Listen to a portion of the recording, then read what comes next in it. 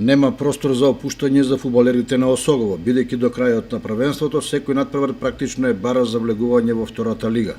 Таков е ставот на управата на клубот во пресрет на двата релативно лесни дуели против Малеш во Берово, кој се игра во недела, и против Напредок Здравје на стадионот Никола Мантов во Кочани.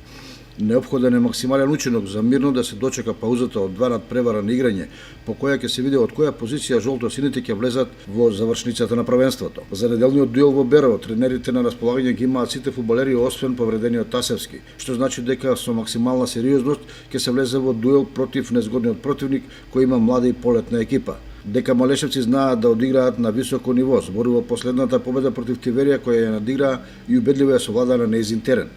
Слога 1934 во недела е пред исклучително тежок испит, бидејќи во Виница гостува второпласираната Плачковица.